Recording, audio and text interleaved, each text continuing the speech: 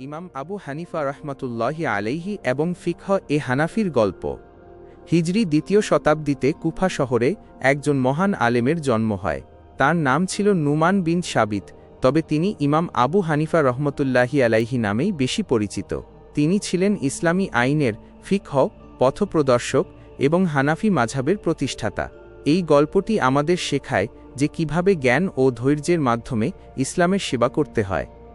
ইমাম আবু হানিফা রহমতুল্লাহি আলাইহি ৮০ হিজরিতে কুফায় জন্মগ্রহণ করেন। তার বাবা ছিলেন একজন ব্যবসায়ী। ছোটবেলাতেই তিনি পবিত্র কুরআন মুখস্থ করেন এবং হাদিস শিখতে শুরু করেন। তিনি কুফার বিখ্যাত আলেম হাম্মাদ বিন আবু সুলাইমানের কাছ থেকে ফিকহ বা ইসলামী আইনের শিক্ষা লাভ করেন। তিনি এতটাই মেধাবী হয়ে উঠেছিলেন যে মানুষ তাকে ইমামে আজম, সবচেয়ে বড় ইমাম বলে ডাকত। ইমাম আবু হানিফা রহমতুল্লাহি আলাই ইসলামী আইনের একটি নতুন ও সহজ পদ্ধতি তৈরি করেন। তিনি কুরআন, হাদিস, সাহাবায়ে কেরাম রাসূলুল্লাহদের মতামত এবং যুক্তির মাধ্যমে ইসলামী সমস্যার সমাধান দিতেন। তিনি তার ছাত্রদের সাথে পরামর্শ করে ফতোয়া দিতেন। তার দুজন প্রধান ছাত্র ইমাম আবু ইউসুফ রহমতুল্লাহি আলাইহি এবং ইমাম মুহাম্মদ রহমতুল্লাহি আলাইহি তার শিক্ষাগুলো সারা বিশ্বে ছড়িয়ে দেন। তার এই পদ্ধতি হানাফি মাযহাব নামে পরিচিত। ইমাম আবু হানিফা রহমতুল্লাহি আলাইহি খুব ন্যায়পরায়ণ ছিলেন। তিনি ব্যবসা করতেন, কিন্তু কখনো অনৈতিকভাবে লাভ করতেন না।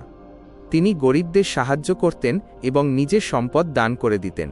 তিনি উমাইয়া ও আব্বাসীয় খলিফাদের যুগে বেঁচেছিলেন, কিন্তু কখনো কোনো খলিফার অন্যায়ের সাথে একমত হননি।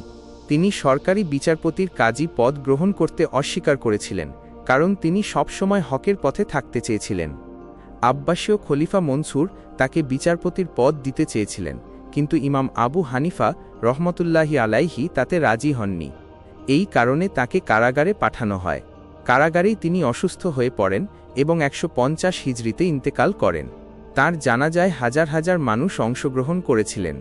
তাকে বাগদাদ শহরে দাফন করা হয়। ইমাম আবু হানিফা রহমতুল্লাহি আলাইহির হানাফি মাযহাব আজও বিশ্বের অনেক মুসলমান মেনে চলেন।